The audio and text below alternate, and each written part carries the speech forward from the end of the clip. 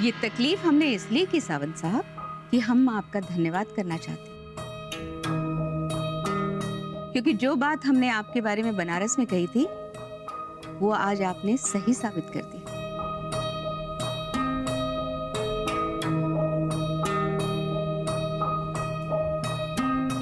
मैं समझी नहीं, क्या क्या कहा था आपने?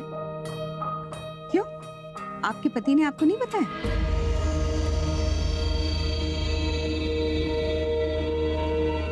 कोई बात नहीं, हम आपको बता देते हैं।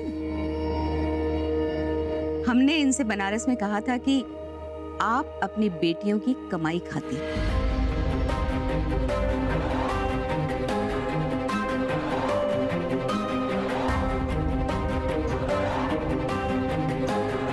और देखिए, आज आपने ये बात सही साबित कर दी। आते ही बेटी से नौकरी शुरू करवा दी।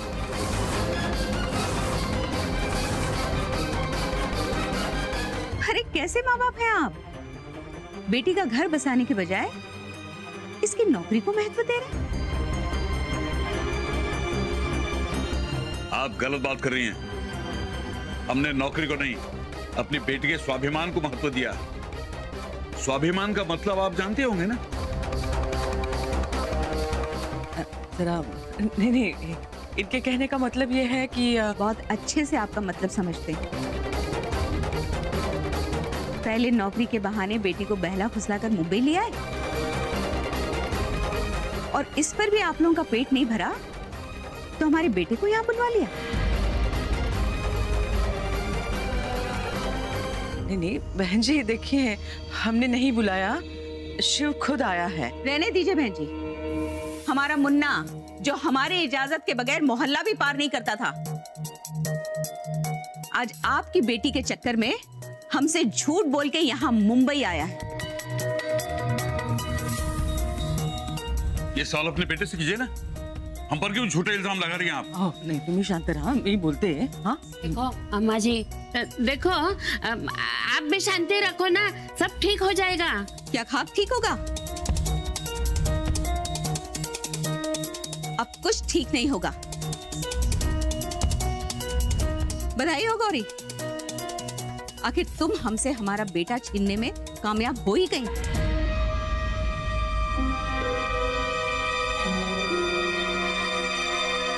आप गौरी से ऐसे मत बात कीजिए, उसने कुछ भी नहीं किया है। इसने क्या नहीं किया? सब लोग अच्छे से जानते हैं, जब हम आपके पड़ोसी थे तो लाखों रुपए ऐंठे इसने हमारे भोले भाले मुन्ना से।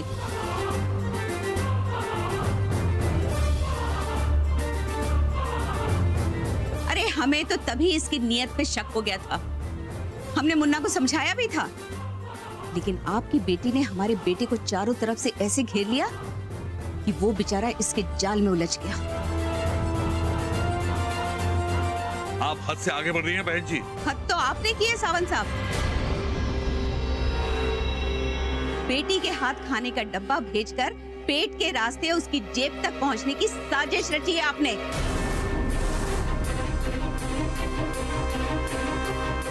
हम लोग ऐसे नहीं हैं। आप बहुत गलत इल्जाम लगा रही हैं। गलत इल्जाम नहीं लगा रहे, एकदम सही बात कह रहे हैं, बिल्कुल सही। आप लोगों ने सोचा कि अकेली बेटी की कमाई से क्या होगा, इसलिए पैसों के लिए आप लोगों ने हमारे मुन्ना को यहाँ बुलाया ताकि आप लोग अपना घर भर सके।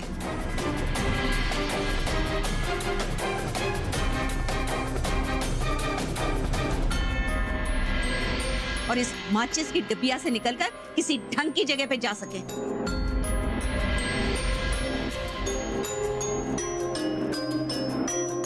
लानत है आप लोगों पर, लानत है, जो अपना घर चलाने के लिए आप लोगों ने एक माँ से उसका बेटा छीना।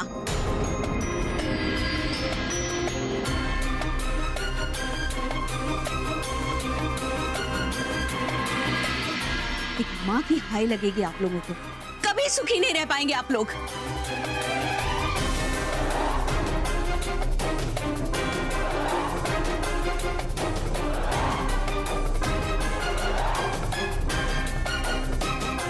बस अम्मा अम्मा जी।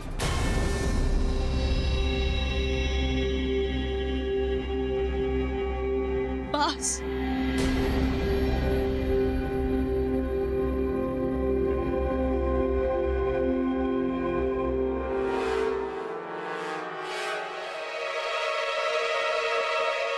मेरे आई बाबा का और अपमान मैं बर्दाश्त नहीं करूंगी।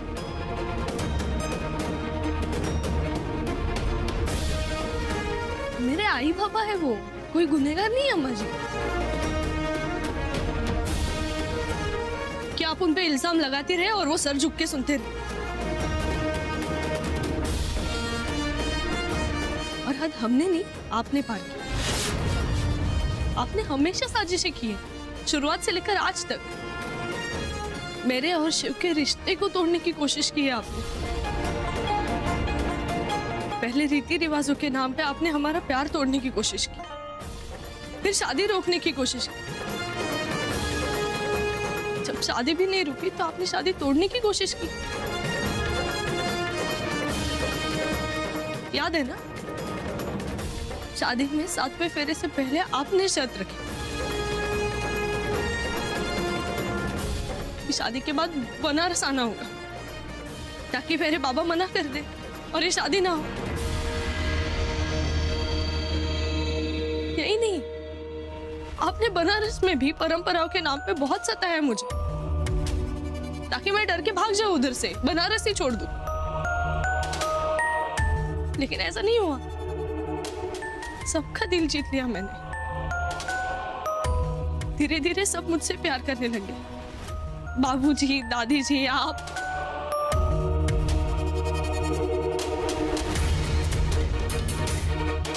लेकिन आपके हम को तो चोट पहुंची, इसीलिए आपने मेरी नौकरी का बहाना बनाया और फूफा जी के साथ मिलकर ये सब साजिश की,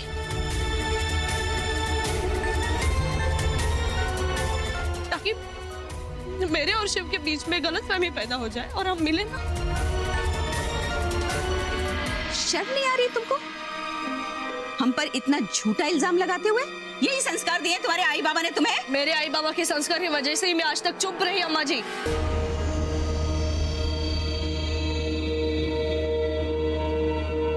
वरना आपकी हर बात का जवाब मैं बनारस में दे सकती थी। आज भी शायद मैं आपको जवाब नहीं देती, लेकिन जिस तरह आपने मेरे आई बाबा का अपमान किया है ना, आज आपको जवाब देना बहुत जरूरी है।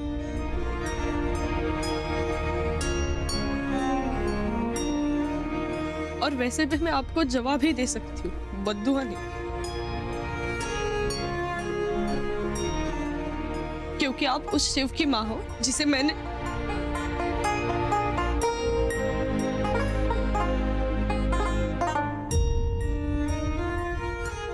अपनी जान से ज्यादा प्यार किया।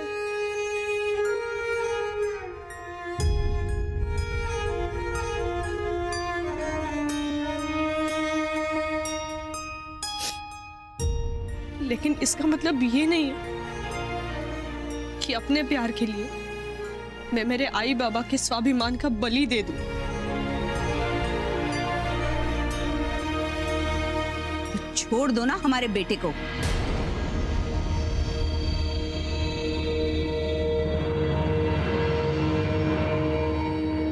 ताकि हमें भी तुमसे छुटकारा मिले। आपको मुझसे छुटकारा चाहिए ना, तो ले जाइए अपने बेटे को।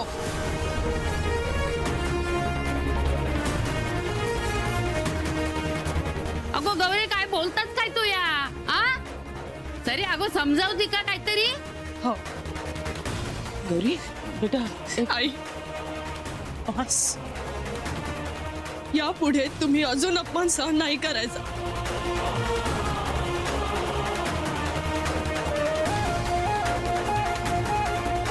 आप ले जाइए अपने बेटे, हम में से कोई उसे रोकने नहीं आएगा।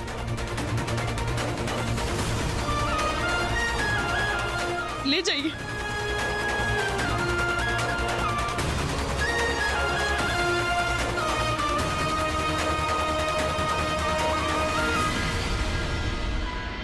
फोन उठाओ मुन्ना, फोन उठाओ। बाबूजी का फोन है ना? फोन मत करना। नहीं नहीं नहीं नहीं। अरे बाप रे बाप, देखो अगर बाबूजी को पता चल गया कि अम्मा को लेकर हम यहाँ आए तो वो बहुत नाराज होंगे। देखो क्या है, हमने पहली बार बाबूजी से झूठ बोला है, हमें बहुत डर लग रहा है। शिव प्लीज रुकिए रुकिए, बात तो करने दीजिए। रुकिए 1 मिनट रुकिए। प्रणाम बाबूजी। तुम्हारी अम्मा कहाँ है? देखो, हमसे कुछ छुपाने की जरूरत नहीं है। हमें पता है कि वो राम के साथ वहां आई हुई हैं। कहाँ है वो? बाबूजी आप चिंता मत कीजिए, अम्मा गौरी जी के घर गई हैं। गौरी जी से उनके परिवार वालों से बात करने आती, बात कराएंगे आपकी। मुन्ना, तुमने उन्हें अकेले क्यों जाने दिया? तुम क्यों नहीं गया उनके साथ? ये राम भैया ने बोला हमें कि वो गौरी जी से उनके घर वालों से माफी मांगना चाहती हैं, इसीलिए। जरा सोचो, अगर उन्हें माफी ही मांगनी थी तो वो यहाँ से छुपकर ऐसे जाती? अरे कोई भी अच्छा काम कभी छुपकर किया जाता है? वो तो सबके सामने और सबकी सहमति से किया जाता है, समझे तुम? खैर, देखो अब तीर कमान से निकल चुका है। मतलब हमारे कहने का मतलब यह है कि वो जो वहां करने गई थी वो तो कर चुके हो, लेकिन तुम हमारी बात ध्यान से सुनो। अब तुम्हें अपने आंख, कान और दिमाग बिल्कुल खुला रखना है और अपनी अम्मा की बातों में आके कोई भी ऐसा फैसला मत करना जो तुम्हारे और गौरी के रिश्ते में आंच लाए। जी बाबूजी, आप चिंता मत कीजिए, हम इस बार कोई गलत कदम नहीं उठाएंगे। और हाँ, अम्मा के आती बात भी कराते हैं आपकी। ठीक है, लेकिन हमारी बात याद रखना, एकदम सावधान रहना। जी बाबूजी, रखते हैं।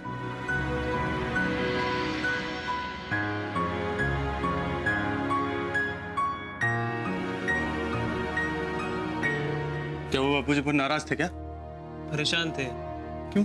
अम्मा पे विश्वास नहीं उनको, उन्हें लग रहा है अम्मा फिर से कोई साजिश कर रही होंगी। नहीं नहीं नहीं, इस बार हम ऐसे नहीं करेंगे। हमें यकीन है शिव कि अपनी अहम की लड़ाई के बीच वो तुम्हारी खुशियों की बलि नहीं चढ़ाएंगी।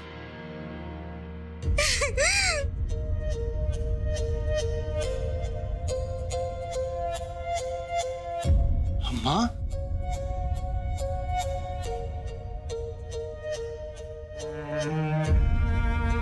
राम, हमें अपने घर ले चलो बेटा। यहाँ आकर हमने बहुत गलती की है। अम्मा क्या हुआ? हाँ? हम कुछ नहीं कह पाएंगे, हम कुछ बता नहीं पाएंगे मुन्ना, हम बहुत शर्मिंदा हैं। अम्मा, अम्मा प्लीज बताइए ना क्या हुआ, बोलिए ना। अब क्या बताएं मुन्ना? नहीं, तुम तो हमारा यकीन नहीं करोगे ना। तुम तो हमें अपना दुश्मन समझते हो बेटा, तो फिर हम गौरी से क्या उम्मीद कर सकते हैं? नहीं नहीं अम्मा, ऐसी बात नहीं है, सच में। ऐसा ही है मुन्ना, वरना तुम हमें बता कर आते, यूं छुपकर झूठ बोलकर मुंबई नहीं आते ना। वैसे चलो, जो हुआ वो अच्छा ही हुआ। तुमने तो खुद अपने व्यवहार से हमें पराया कर दिया ना मुन्ना। हमें भी ये मोह के धागे तोड़ने में ज्यादा तकलीफ नहीं होगी बेटा। अम्मा, भगवान के लिए बता दीजिए कि वहां क्या हुआ। हमारा अपमान, हमारी बेइज्जती, बेइज्जती के अलावा हमें उस घर में मिल भी क्या सकता है बेटा? सच कहे मुन्ना, हमारी छवि उन लोगों की नजरों में इतनी खराब है कि हम लाख माफी मांगे, रोएं, गिड़गिड़ाएं, लेकिन ना तो वो हमें माफ करेंगे ना ही अपनाएंगे। क्योंकि बेटा, वो तो हमें दहेज के लिए बहुओं को जलाने वाली सास समझते हैं। उन्हें ऐसा लगता है मुन्ना कि उनकी बेटी हमारे साथ सुरक्षित नहीं है। अम्मा लेकिन गौरी जी, गौरी ने कहा कोई कसर छोड़ी। उसने तो हमारे यहाँ की मर्यादाओं और रीति रिवाजों को कोसा। बनारस जाने के बाद माताजी और हमने जो उससे रीति रिवाज का पालन करवाया था, उसे वो ढकोसला समझती है, हमें वो पाखंडी समझती है। अम्मा हमें नहीं लगता कि गौरी जी ऐसा कर सकती है। ठीक है, वो ऐसा नहीं कर सकती मुन्ना। अम्मा प्लीज ऐसा मत कीजिए, मुन्ना, हमें लगता है शायद हम ही गलत हैं। ऐसी माँ जो तुमसे बहुत प्यार करती है मुन्ना, जो तुम्हारे बिना नहीं रह सकती, शायद इसीलिए एक माँ के अहम को ताक पे रखकर हम यहाँ चले आए, गौरी से माफी मांगने, उसके परिवार वालों से माफी मांगने। अम्मा, सच्ची मुन्ना, सच करें बेटा, हम तुमसे दूर नहीं रह सकते। शायद यही बात गौरी जान गई है कि जब तक तुम हमसे दूर नहीं होगे वो तुम्हें हासिल नहीं कर पाएगी। इसीलिए तो वो हमें तुमसे हासिल करने के लिए लड़ाई लड़ रही है। लेकिन मुन्ना,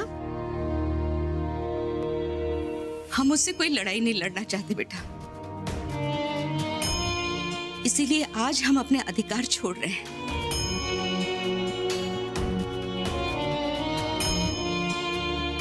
लेकिन मुन्ना, याद रखना, ना हम उससे हारे हैं ना उससे डरे हैं। हम तो सिर्फ तुम्हारे दुख से डर गए बेटा।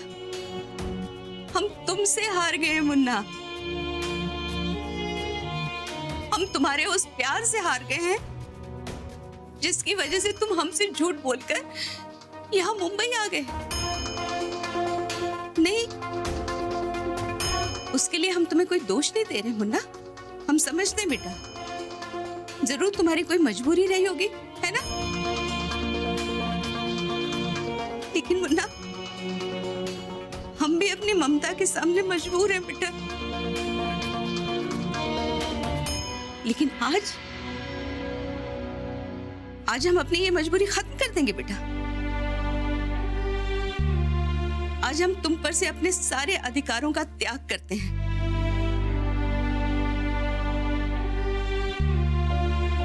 और तुम गौरी के साथ यही अपनी गृहस्थी बसाओ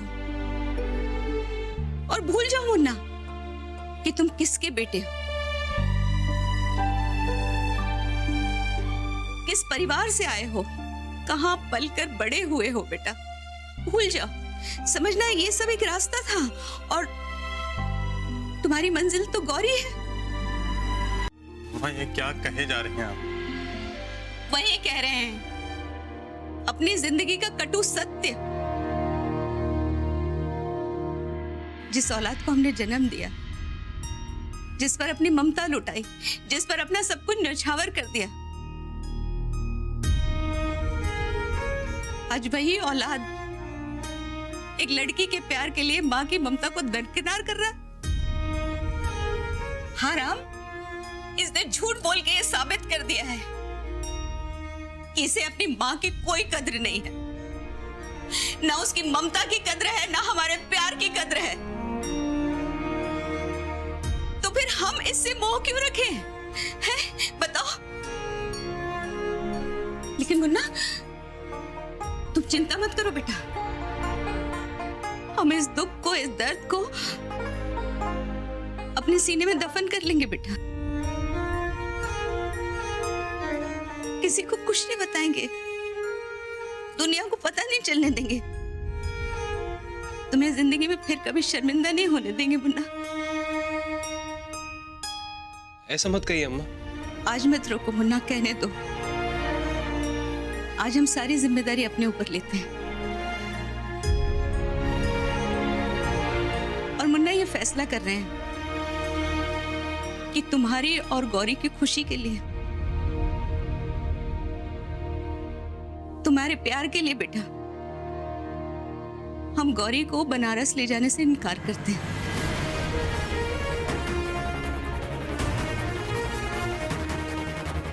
और चाहते हैं बेटा कि तुम गौरी के साथ अपनी गृहस्थी यहीं मुंबई में बसाओ।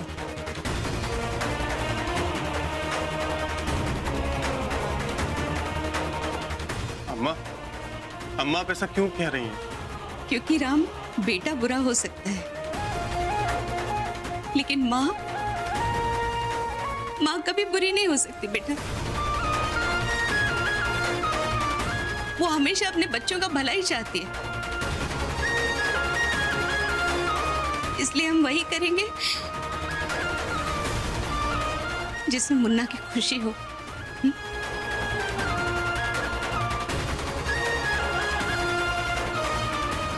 अम्मा प्लीज अम्मा।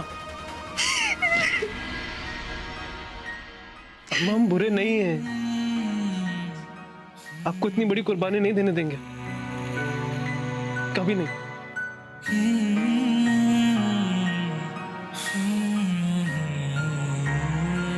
ये लगा तीर निशाने पे।